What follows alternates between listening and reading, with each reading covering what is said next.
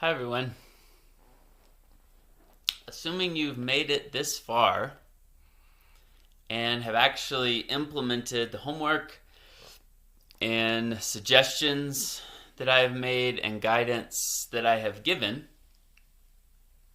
you are now ready to take the next step on your journey to wherever you're headed or wherever you want to go or wherever you're being called, which might be the first step of actual fasting from food. You may have been experimenting with fasting from other things. Hopefully you are also jump-starting this other energy system, generator, if you will, through the practices that I'm laying out so far in the sequence of videos. That would be yoga, meditation, and pranayama slash breathwork slash chanting or toning, some call it, so that the transition is actually smoother. Of course, plenty of people practice fasting without supplementing it or replacing it with a higher form of energy.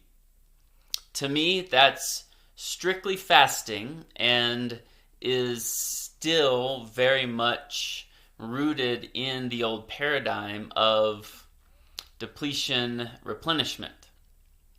Because, as I've said many times, on the road to full-on breatharianism, which simply means you've graduated or transcended the need for food and or liquid altogether or in the usual conventional way. And you are getting nourishment, sustenance, and energy more directly from the source. Breatharianism itself can either rely on these alternative practices, sources, little s, closer to the source, big S, or eventually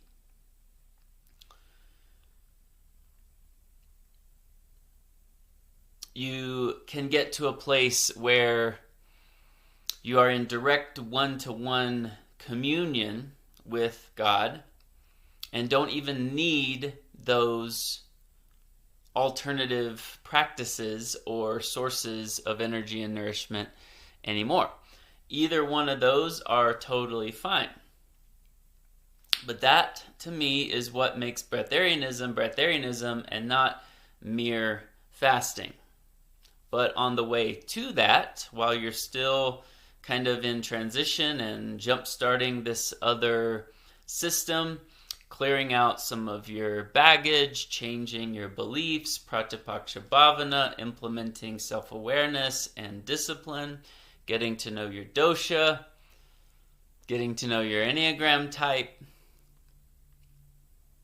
then experimenting with removing a food group or a whole meal a day or a whole day of eating or longer, depending on how you're being intuitively guided and led, becomes more and more feasible, more and more accessible, approachable, and appropriate.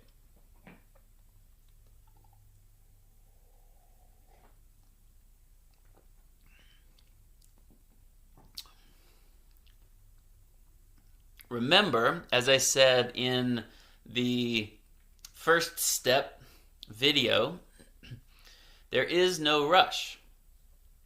And it's very important to take this one step at a time.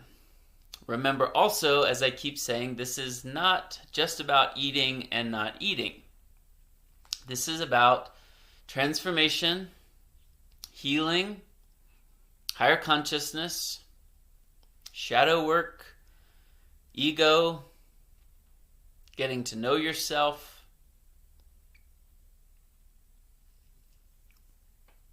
and ascension, essentially.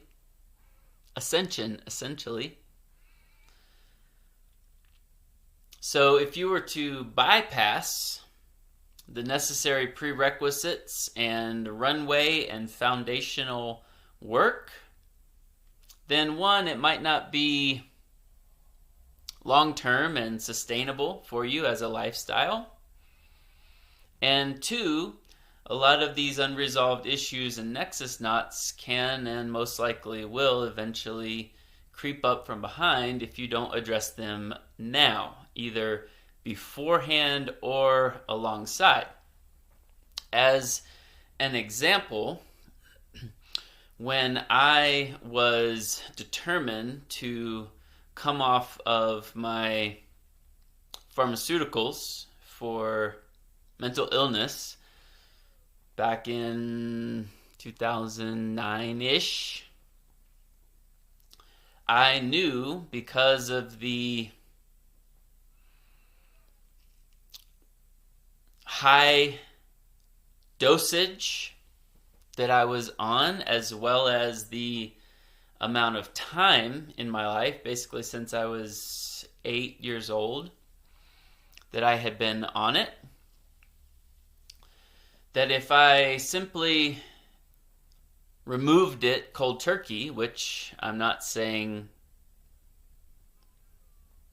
that would have been a bad idea, that's just not how I was being guided, which again goes along with how I'm teaching this to you, that if you know that you know that you know you're being intuitively guided, then you have to step in that direction and trust and watch and see what comes up along the way as a resistance, or as you're going against conditioning, or whatever it is. But part of that process is getting to know when you're actually being intuitively guided, or when something's coming from fear or laziness, or again, poor conditioning, or shadow, or ego, or achievement. When it's coming from the wrong place, there will eventually be karmic repercussions, but sometimes it does spontaneously occur where you kind of have no choice, and or you're being intuitively guided and trusting a deeper voice or signal or impulse, more or less blindly, but you have to know and have a clear and intimate relationship with that voice, that compass, that impulse. So when I was coming off of medication, because my guidance was not saying cold turkey, my guidance was saying take it slow, but commit to this. Your goal is to be sane and grounded and healthy without the need for medication. Then, what did I do? I devised a plan in cooperation and collaboration with this interior intuition of making a bottle of pills that was supposed to last 30 days, I think, last about 9 months. And that was my last one. I fired my psychiatrist. I got my last prescription filled, and I set out to wean myself off as slowly as possible taking as long as necessary for the eventual goal to be accomplished. And I learned a lot along the way. Again, if it had spontaneously occurred to me, you're done, throw the pills away, don't ever take another one, then I would have followed that guidance and it would have been fine. Whenever you follow your guidance, everything works out great. Whenever you don't follow your guidance, there's consequences. And still everything works out great in the end. But it's perhaps a longer and slower and more twisty and windy, bumpy road to get there, with a lot of hard lessons to learn. But my process was very perfect for my lifestyle, for my brain chemistry, for my personality. And then when the breatharian thing happened, there was a runway leading up to it, but I didn't know that the runway was leading up to it, and it did spontaneously happen, and I just stopped eating.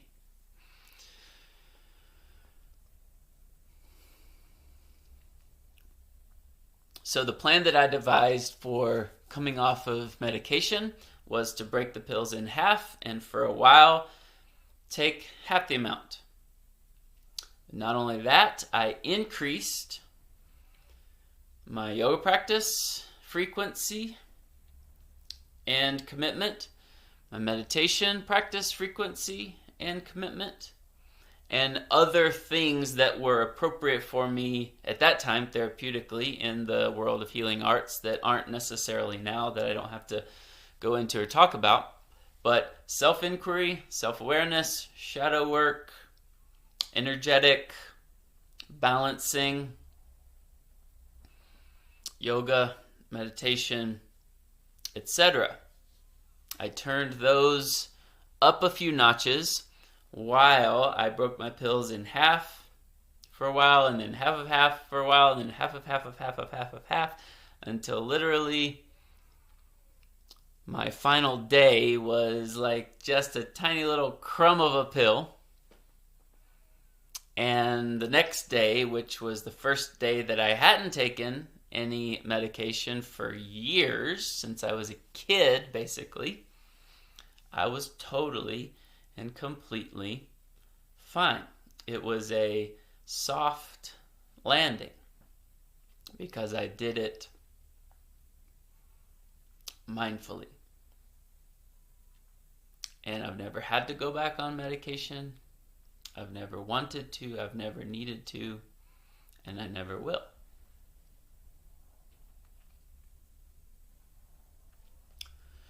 So, the reason that I am very adamantly insisting that you do this homework, that you take one step at a time and no more, that you get the train going in the right direction, that you start learning how to eat before you attempt not eating. So to go from very unhealthy, mindless eating to fasting and not eating, I think will have adverse effects. Unless, of course, spirit itself, life itself, conspires and intervenes and says, now's the time. The reason that I'm adamantly insisting on all of this, including also the practices before and or simultaneous to your first experiments in fasting, in order to then also eventually graduate possibly to breatharianism, is so that not only, one, you won't attach to this as something super spiritual or an achievement or an accomplishment that you've made, and realize that the journey of learning and healing, the runway, is actually more important. That journey and that runway for me of 9 months of coming off of medication was actually more important than the final result. By the time the final result came, it was no big deal. Oh, yeah, I've been preparing for this for 9 months. And it's as though nothing even happened. So there's no need to jump the gun. But if the gun says go, you go. Don't jump the gun. If you're wanting to jump the gun or trying to jump the gun, again, you'll learn what you need to learn from that. Everything will work out just fine. But most importantly to me is to ask yourself why.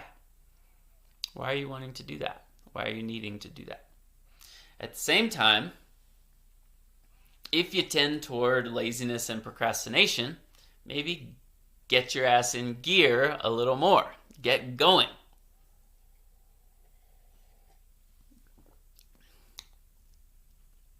In other words, don't get ahead of yourself. Don't fall behind yourself. Not in comparison to me or anybody else, but you, yourself, and your unique guidance. But I am an exterior, quote unquote, guide to hopefully assist you in tuning into your interior, unique guidance. That at first, as I've said, requires utilizing some systems where you can typify yourself, discover what type you are, Ayurvedically or in the Enneagram, and begin implementing disciplines and practices to become a mature, healthy, and balanced rather than immature and pathological version of that type, version of yourself. And then eventually, once you balance that out, you can always draw on it, you can always utilize it. That's what transcend and include means. Emphasis on include here. Include the good parts, the insights, but transcend the attachment to it, the need for it, the over-identification with it, and just be yourself. But in my opinion, you can't, quote-unquote, just be yourself before you've gotten going in the right direction, because you honestly can't trust yourself when you're first starting out. You can't trust your thoughts. You can honor them. You can't trust your emotions. You can honor them. You can acknowledge them. But you can't entirely believe what they're telling you. Or at least you can't entirely believe or trust your interpretation of what they're telling you. They might actually be telling you something very true and clear, but you're not true and clear enough to interpret it accurately.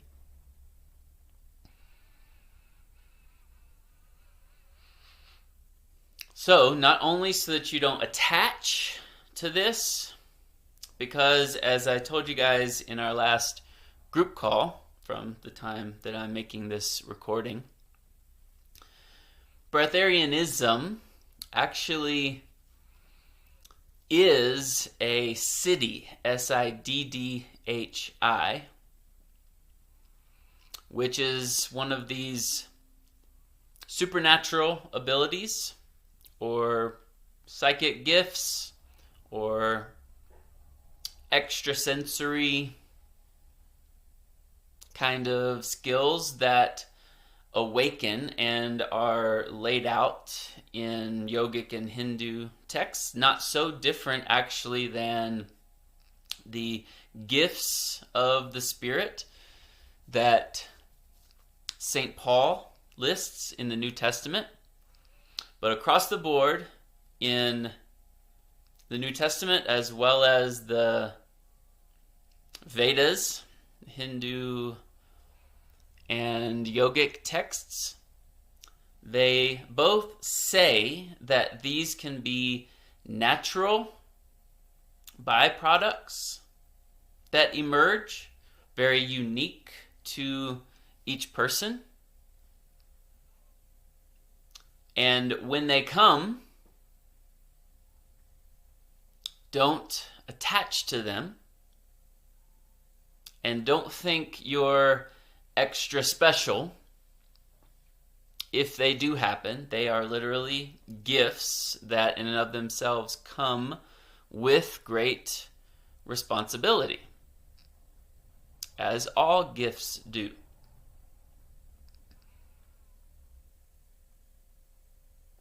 They also say not to attempt or try to make one of these be born in you. Let them be given. They also say that there are things far more important than these tricks. Self-awareness, love, compassion, service to others, self-cultivation, selflessness, spiritual growth, and that these can actually be distractions, fireworks, bells and whistles that turn your attention from the primary goal of oneness, or enlightenment, to use a more traditional word, or union with God. They can detract from where you're really wanting or needing to go. In any case, I actually don't know how to pronounce this Sanskrit word, but you can look it up if you want. The list of siddhis, S-I-D-D-H-I-S. And one of them has as its definition something like the ability not to be harmed or hurt by hunger or thirst. To me, that sounds like Breatharianism. And it even sounds like a transcendence of hunger and thirst altogether, where hunger and thirst are not even there. But the way it's worded is the ability to not be affected by hunger or thirst.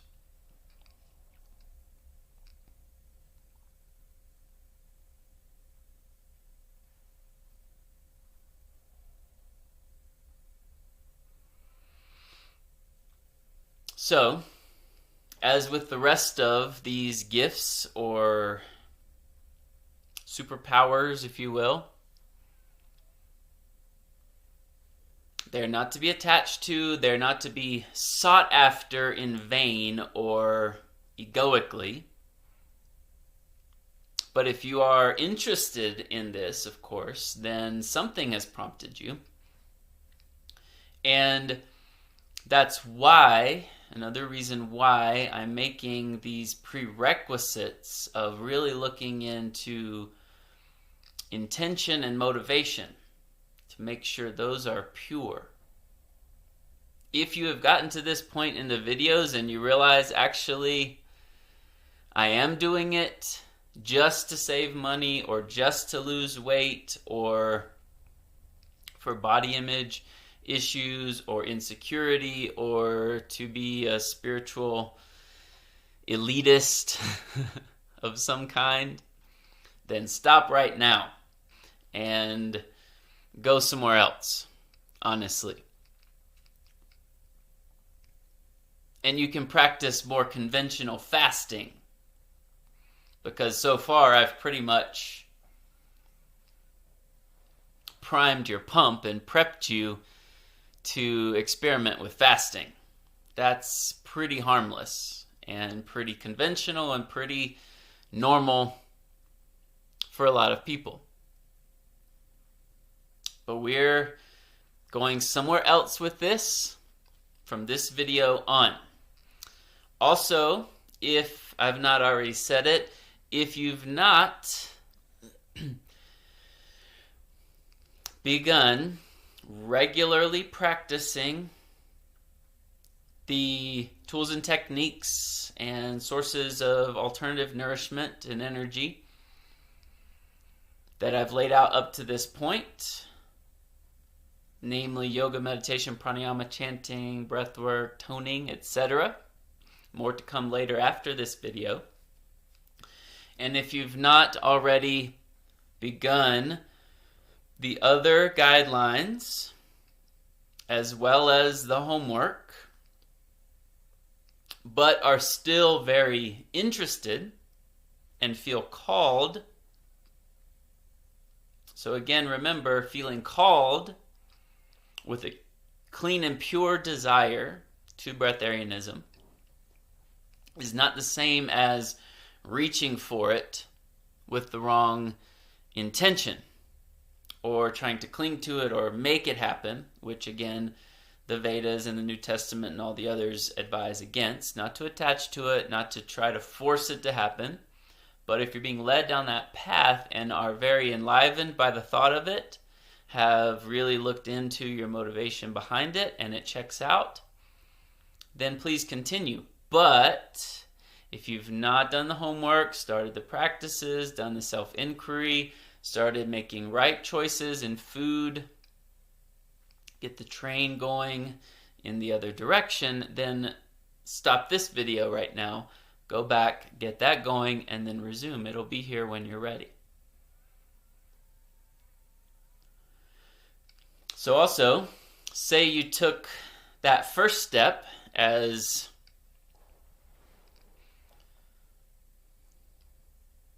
introduced in the first steps video that I made.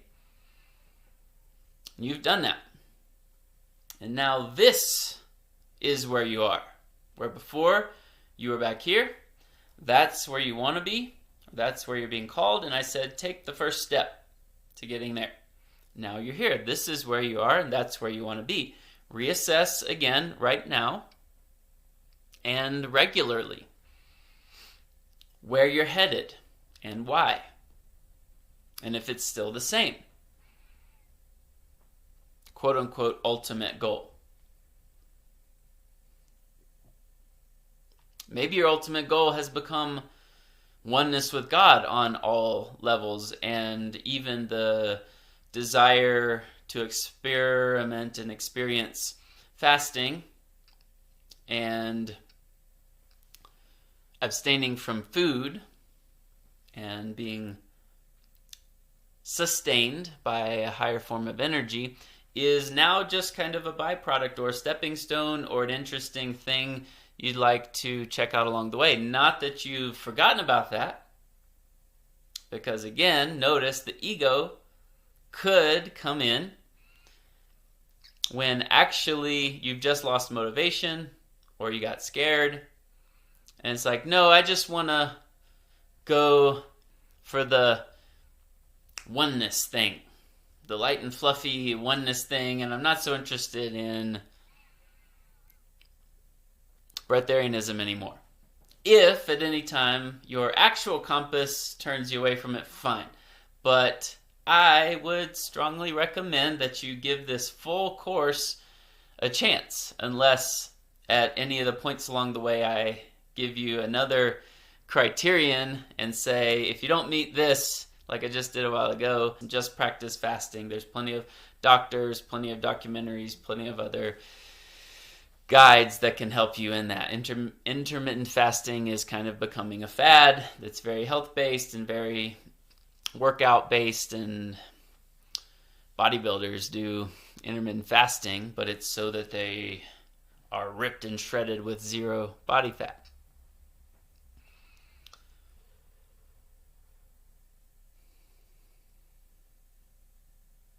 But not only, as I said, passively watching the videos, like, no pun intended again, binge watching these fasting, feasting, and breatharian videos. Not just passively doing that for informational purposes, but also actively participating. Then at the end of all of that, if you've lost interest, if you've given it a fair shot and now your compass is leading you elsewhere, fine, you're free to go. You're free to go anytime anyway, but I'm just saying that is, in my opinion, the definition of really trying this out.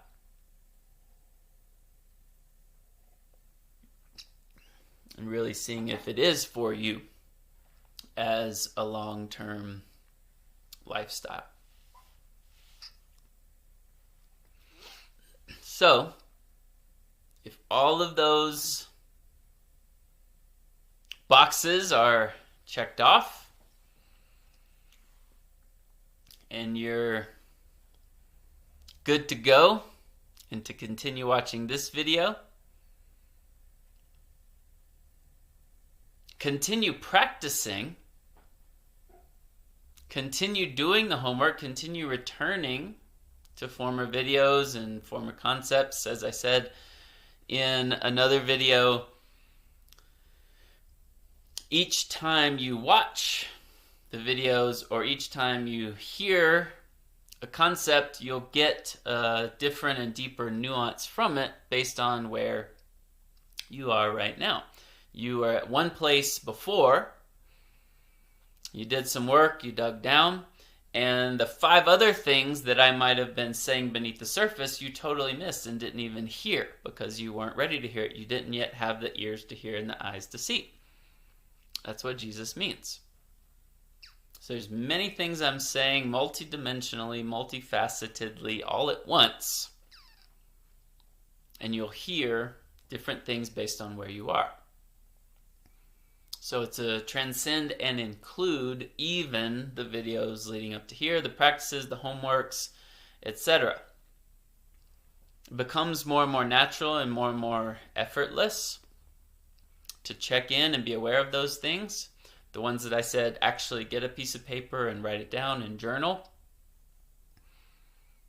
I might tell you to do that again in future videos, in which case, yes, do that. But the ones that you've already done, you might graduate from needing to write it down and you're just more aware of it. But again, there's a discipline component that's very important as well. The act of commitment, the act of sticking with something, the act of doing something that's not comfortable or that brings up conditioning or reaction or resistance in order to investigate what that's all about. The act of doing something you'd otherwise rather not from an egoic place. This is not to say compromise. We're not going to get into this now, but that word compromise that's very popular these days in communication and relationships. Should I compromise? Should I not compromise? You should never compromise yourself, your true guidance. But often, that's not where you're coming from. Often, you don't even know what that is. So, going against your preferences that are already out of balance is a very healthy thing. Doing something you don't necessarily want to do. Then eventually down the road, with maturity, your will is God's will, and you see that clearly. God's will is your will, and you do have your own best interest at heart. And you don't have to do anything you don't want to do. That's the truth. That's graduate level. But what you want to do, what you need to do, what you think you want, what you think you need, undergoes its own transformative process under the light and scrutiny of awareness and this work. So assuming you've gotten this far, and the next step And I would invite you, if you've done all of this, and I would venture to say that you are ready to take the next step of an actual fast. If your clear intuitive guidance says, no, not yet, but all those other boxes are checked off, I want to still watch this video and continue cultivating fasting from other things, cultivating the homework, cultivating these other practices like I did for 9 months, amping up my practices so that the transition off of medication would be smooth. Also, it was, like I said, 7-ish years from the time I was first interested in Breatharianism till now, or till 2 years ago when it started. And so I had a long runway of work and energy, growth and expansion, understanding, practicing, deconstruction, disidentifying, healing, and transformation. So it was super, super seamless when it was time. But I didn't know that's where I was headed. I was interested.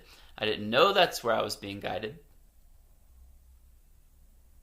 And I didn't have anybody else doing it with me or teaching me. So the fact that you have other people in the group doing it alongside, each person at their own place, as well as me as your guide, and this template, this system for how to, then the morphic field will be that much stronger, and your runway, the groove that I'm laying, is that much easier and shorter if you want it to be. But again, it can be prolonged as long as necessary. But just be sure that you're staying on target with your step-by-step process. So even if you're not ready to take the next first step of an actual fast from food, but all the other boxes check off, all the other prerequisites, then you can continue watching this and continuing the course until you are ready.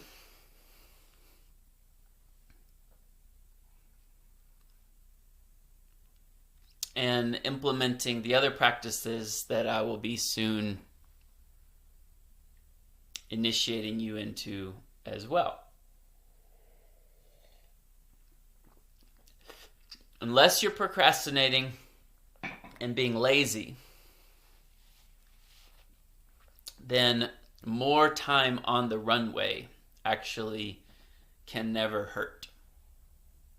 But if you're going against your guidance, if you're procrastinating, if you're being lazy, then you'll learn some lessons around that, and that's fine. But more and more time of preparation, prerequisites, clearing out, cleaning out, foundational work, jump-starting the energy systems, fasting in other ways, getting to know yourself, practicing discipline, learning how to eat when you eat before you learn to not eat. More of that can never hurt, so that when you are ready, there's no jolt to your system.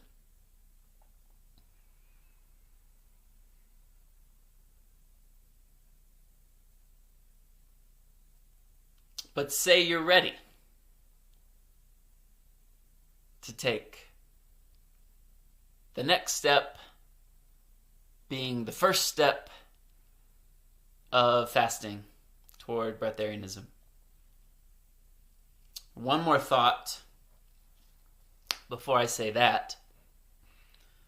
If you're not yet there, and also even if you are, alongside, you can have these 2 tracks of steps, step by step by step. The steps to get to that goal, where you want to be, where you're being called, and the steps of fasting to Breatharianism, or from mindless old paradigm eating to fasting to new paradigm Breatharianism, and in Breatharianism relying on these other practices, or graduating to direct communion straight from the source. So you can have these dual tracks like a train. That's an analogy that has followed us so far, so might as well keep it going. What's the very next step? And then what's the very next step? And then what's the very next step? You can't skip steps, but each step at a time could be more baby step, or it could be bigger, or it could be a giant leap. But don't skip steps that you're being called to take.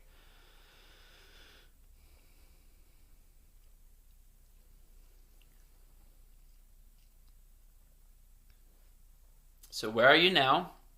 Reassess. Where are you wanting to go? Is it the same? Is it different? Is it further than it was last time? Are there a couple of different places you want to go when you check back in this time? And then what's the very next step to get there?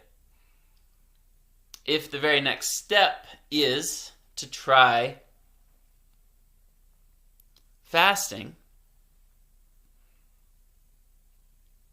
and because you've already gotten your engine going with these other practices, and everything else that I've said that I'm not going to repeat up till now, then there's a variety of ways to do it. And as with everything else in this course, it's very unique and individual. So you could, based on either dosha, personality, pratipaksha bhavana, present moment, true and clear desire, not tainted pathological desire, or grippy desire based in attachment, but true desire. It could be more masculine or feminine, as I've laid out for you as well. You could set a plan for yourself. Again, this other teacher and practitioner whose videos I've watched only a little bit on YouTube, and I'm okay to tell you his name now if you've made it this far. I don't think you're going to go run and watch a bunch of his videos because I've already taken it well beyond what he does. But if you want to glance and see what he's talking about, just don't deviate too far outside the Kaliana container and my guidance, at least while we're in this course together. His name is Ray Maor. Ray, and then last name M-A-O-R. He's the one that recommends this progression or this scheme from meat in your diet, if you're eating meat, to then vegan/vegetarian/raw. Any of those are kind of in the same category. So from meat to vegan, vegetarian, raw, to then smoothies, which have more calories and density, to then juice, to then water broth, coffee, tea, like super low calorie, to then just water, to then dry, and then back out again in reverse. Water, tea, coffee, broth, juice, smoothie, raw, vegetarian, vegan, meat. And wherever on that spectrum you want to go with it. So that's one way that you could devise a plan, a strategy, and stick with it in a way that's supportive to your lifestyle, to your dosha, to your personality, and your goals.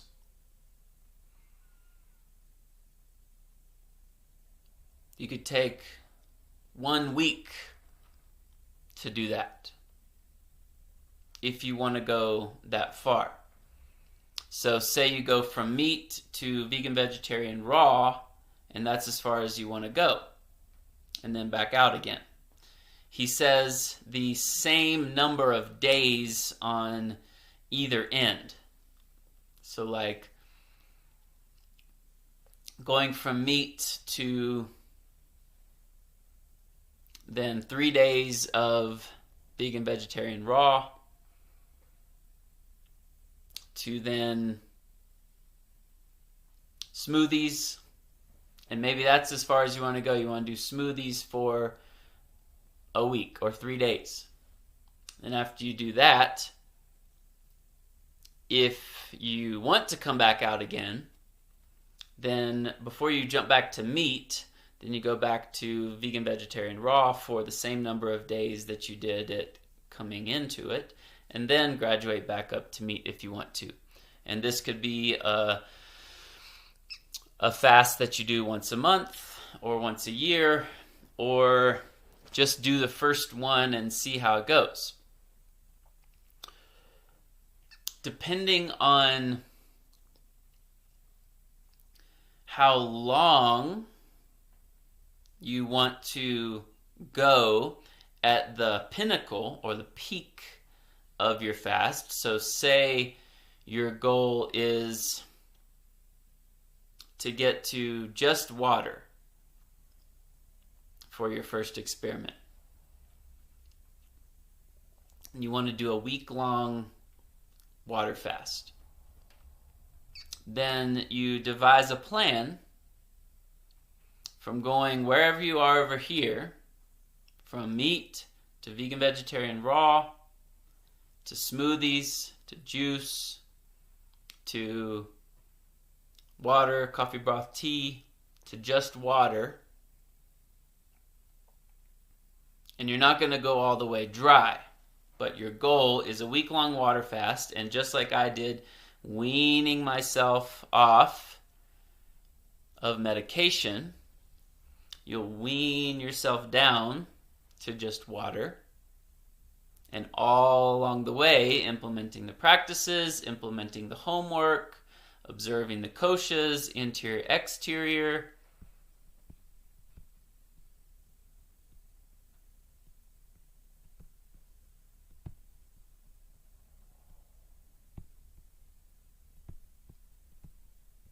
My apologies.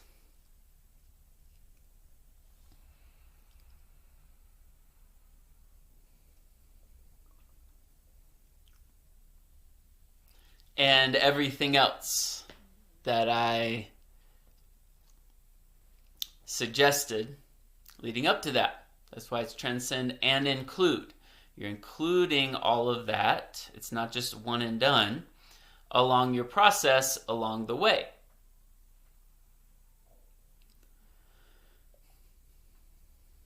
So depending on how long you stay in that pinnacle, that peak of the fast, like a week of water,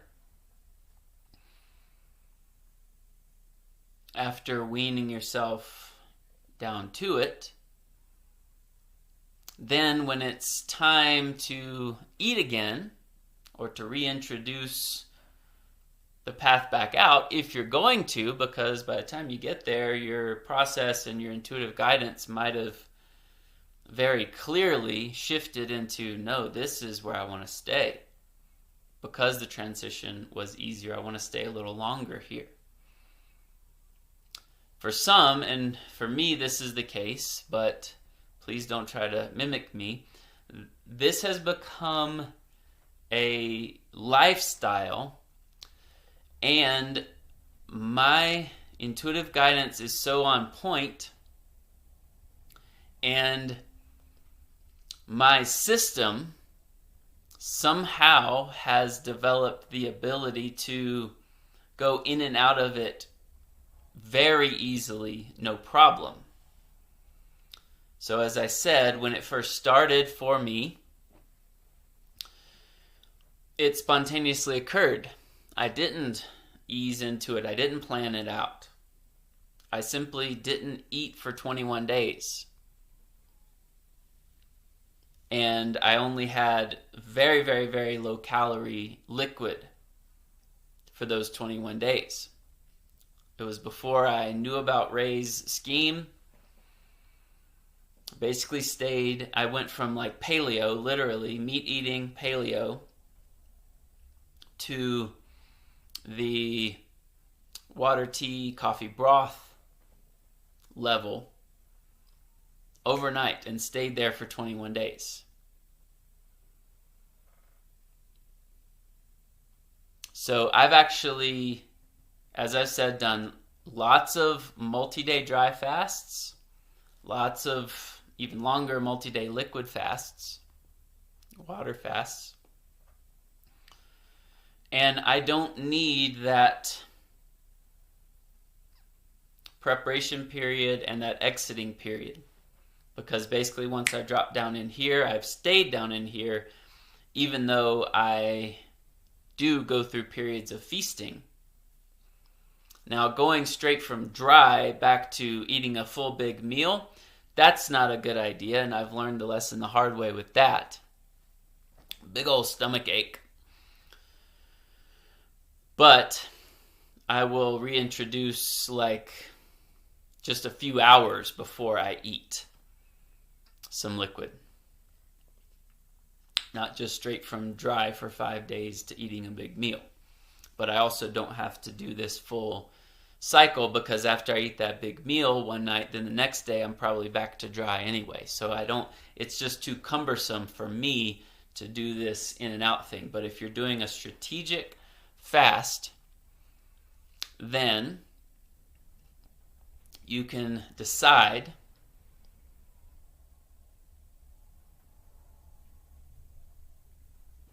how long and at what level you want to take it.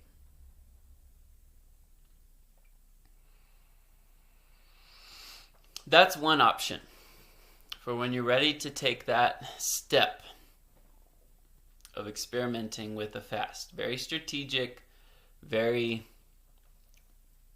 slow and steady.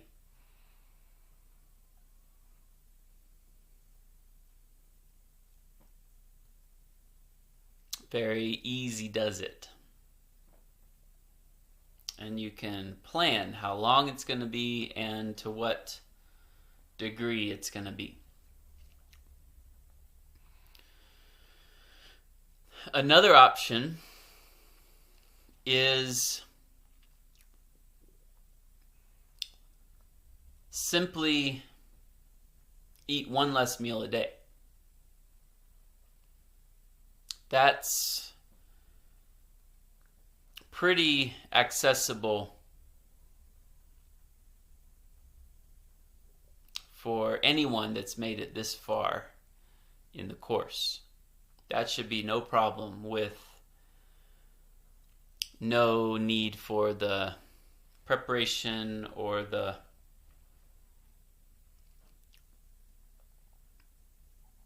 reintroduction of food.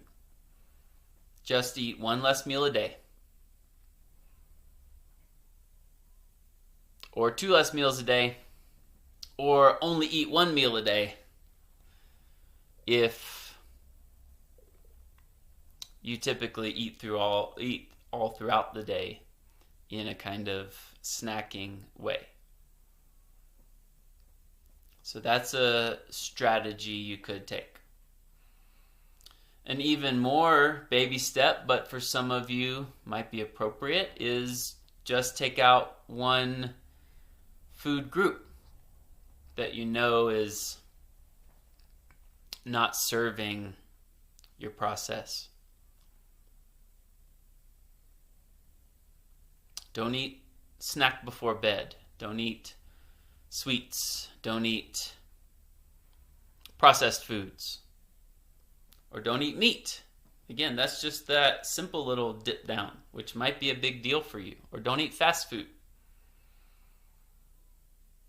Fast from fast food. Just take out meat, go to vegan, vegetarian, raw if you want.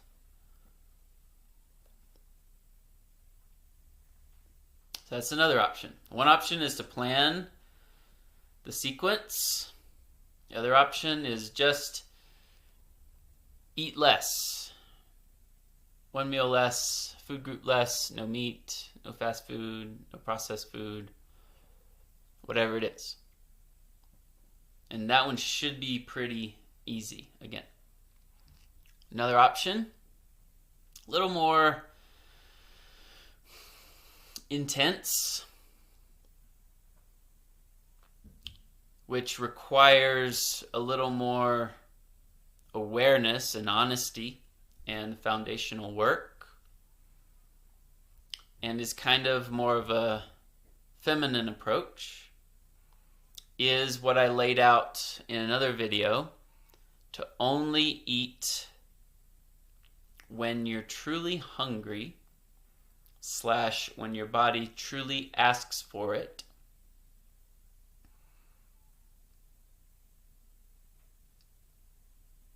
/ when you want to.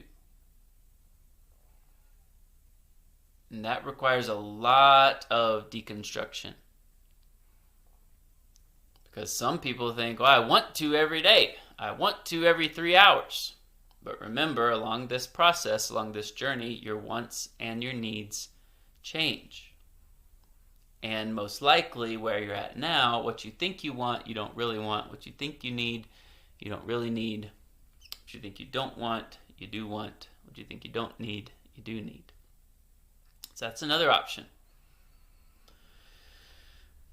Just start now. Just start tomorrow.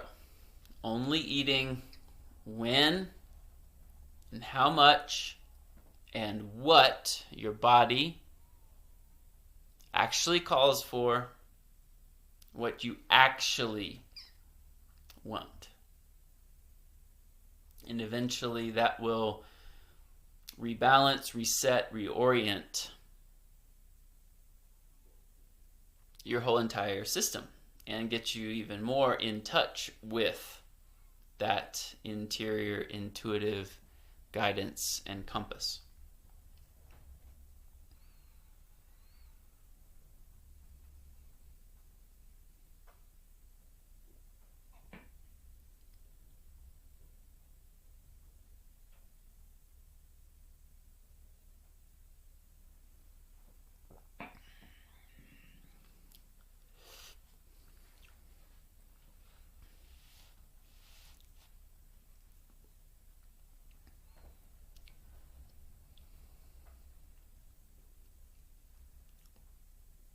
So that's kind of the present moment plan. So the 3 options for when you're ready for this is, I'll say them in a slightly different order than I did a while ago. First, very basic, fast from 1 meal a day.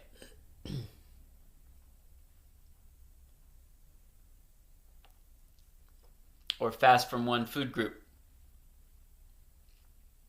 Or fast from 1 kind of food, or fast food, or processed food. But let it be something that you notice the absence of, so that you can practice all these other inquiries as well as the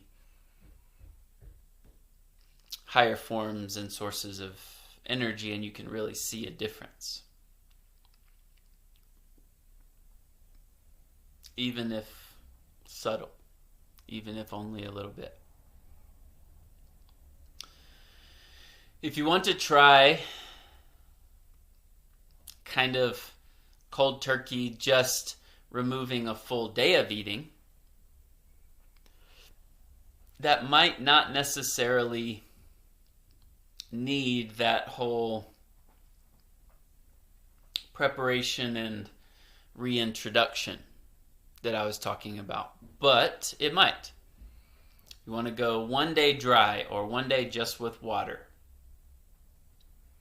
Then, because it's a shorter period, 1 day, then maybe you just go from meat to vegetarian, vegan, raw for 1 day, and then from vegan to vegetarian, raw to smoothies for 1 day, and then from smoothies to juice to 1 day, and then juice to coffee broth tea for 1 day, and then water for 1 day, and then back out. It's a shorter little dip.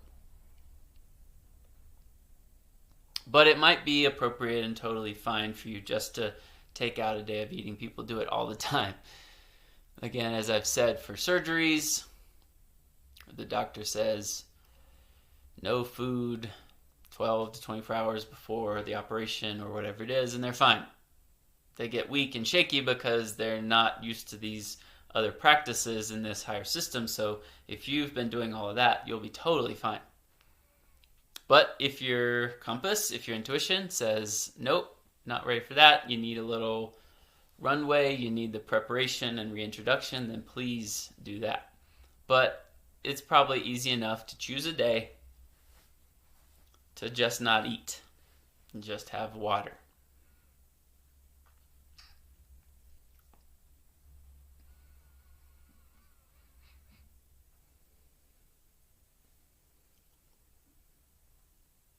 And choose it wisely.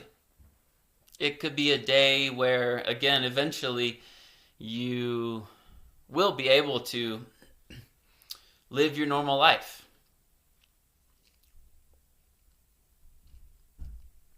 Do all the things you usually do. Work, play, relax, yoga, work out, take care of your kids, be with your spouse, all of your responsibilities. But maybe for the first one, it's a day where you're not doing much and don't have many responsibilities and can devote it to interior cultivation and being quiet, meditating, reading, journaling, etc. So, strategizing, planning,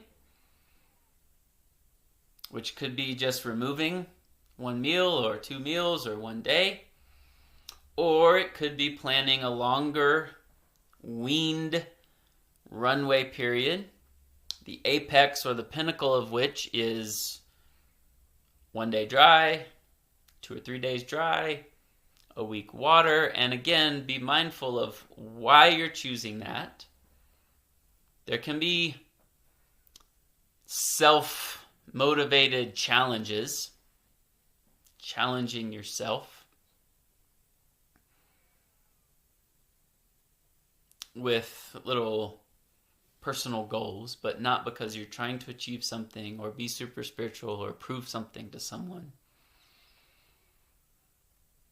Of course, as I've said,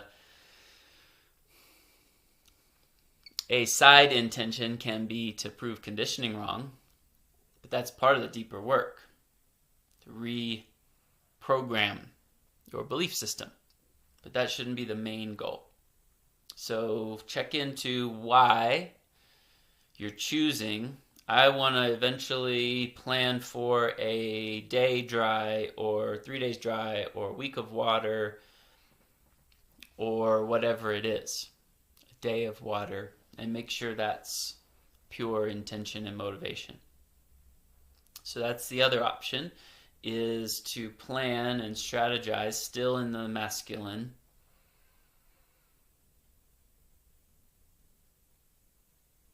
Approach, plan and strategize a preparation and a reintroduction with an apex goal there in the middle. And if at any time during that there are adverse reactions that come up, then you have to listen to those.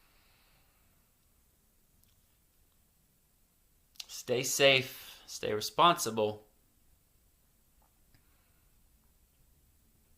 but also trust. If something uncomfortable comes up, look into it. Is this my body speaking? Is this the ego speaking? Is this conditioning? Is this fear? Listen to your body. Don't listen to the ego. But listen to the ego so that you can learn its ways. Just don't obey. Get to know your true relationship, your true self, to use a cliche word. Final option is more feminine, present moment, that incorporates all of this. Pratipaksha Bhavana, knowing thyself, discipline, koshas, energy levels, interior, exterior, Ayurveda, Enneagram, and intuitive guidance. Present moment is to only eat or ingest food or liquid when and what and how much is called for moment to moment. And that requires a little bit of finesse, depending on what you have on hand, depending on how close the store is. And that's part of building a relationship with this lifestyle.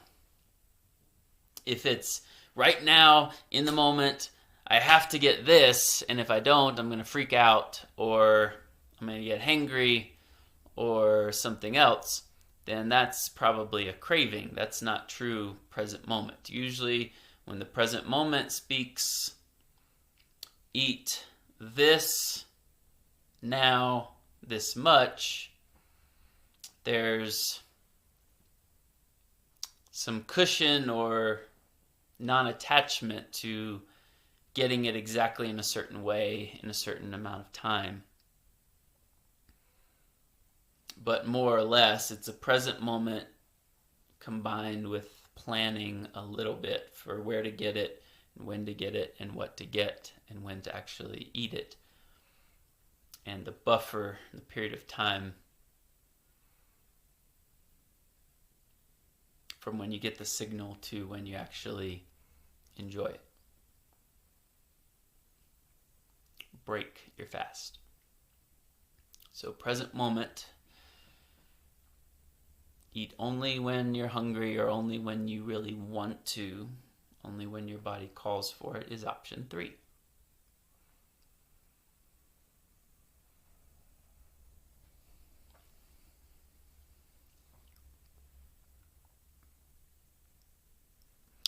For now,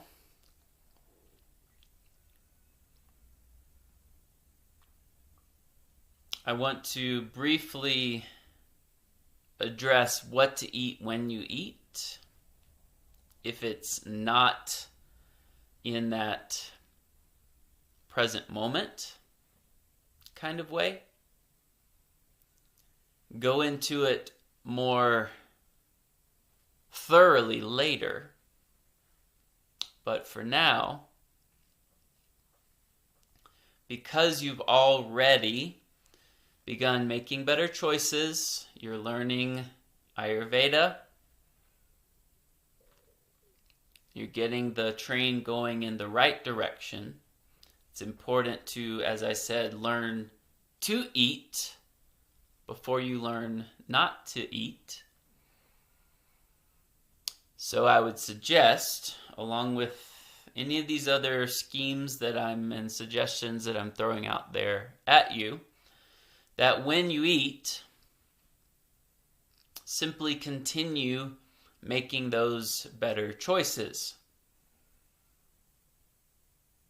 that you had been. If you're already eating super healthy and for your dosha and in a way that's supportive, then you didn't have a lot of retraining to do in that arena. So some of my tips on down the road might actually enhance that and refine it for you. But for now, before I go into those deeper details, what to eat when you eat and how to eat when you eat, up till this point in the course, if you're ready to take that step of experimenting with a fast, choosing any of the options I laid out today, then when you do eat, either follow the present moment guidance. The present moment guidance has to incorporate and include knowledge and cognitive understanding, but you're not just following a system rigidly. That's one step along the way of getting the train going in the right direction, making better choices, follow Ayurvedic system, follow paleo, follow keto, follow vegan, follow blood type diet, and in another video I'll break down more of those a little better and give my experience and opinion with them, because I have experienced them all and I have some understanding in all of them. But you can follow raw or vegan or vegetarian or paleo or keto or blood type diet or Ayurveda, and you'll be totally fine. And listen to your body as you reintroduce that food. I'm doing my best to make sure you don't have to learn some of the tough lessons that I did along the way. I did that work for you, so it's easier. And it's another reason why I'm giving a long runway of preparation and groundwork and foundation, even in these videos.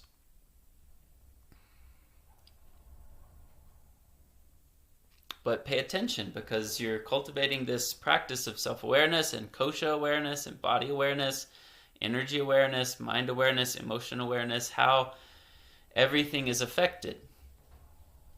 Just because it's affected one way, one time, doesn't mean it always will be, so don't let that then root in a new belief. Oh no, I can't do that ever again. But it gets in your memory bank to utilize later on. And remember, present moment guidance and intuition might go against everything you've ever been taught, everything you think you know, everything that system says. If it's true and from God and from present moment true guidance, and you've done all the other inquiry and check boxes and it checks out as clear and pure, then do it, and it won't have any adverse effects. As a deeper nuance, even something that used to be perceived as an adverse effect might not even be perceived as an adverse effect anymore, but as something for your toolbox to use later or to teach others. So that's what I'm saying. I haven't made any missteps along the way, ultimately, because I get to teach you guys, and I've had lots of different experiences in all my different experiments, so that I can understand different pitfalls, different temptations, different ins and outs of this as your teacher. But I want you to make as few mistakes as possible, which is why I'm laying it out for you very clearly.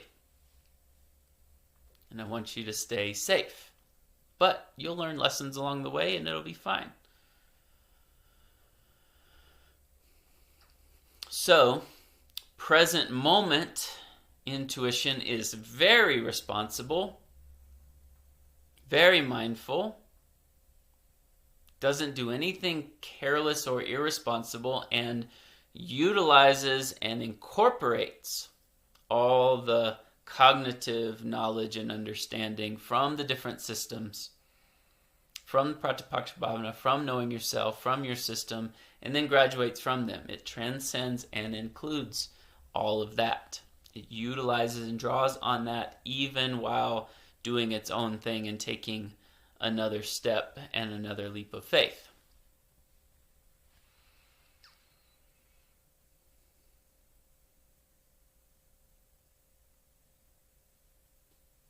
So, continue with the good choices, continue with the diet and nutrition that you had been doing in getting the train going the other direction, or Ayurveda, or keto, or paleo, or vegan, or vegetarian, depending on where you are in this preparation and reintroduction phase. I would not recommend from dry back to paleo, or from water for a few days back to solid food. Ease back out of it, unless your guidance says so. And I will go into more depth at another time. Concepts about fat burning, energy burning, fuel source, food systems, nutrition, diet systems, my experience with them, what to eat, when you eat. But for now, just continue building this piece by piece by piece. And don't hesitate to reach out with questions or to let me know what you're getting ready to attempt and anything intense, uncomfortable, or seemingly adverse that's coming up as you do, so that I can assist you, support you, guide you. Good luck. Keep up the good work. Namaste.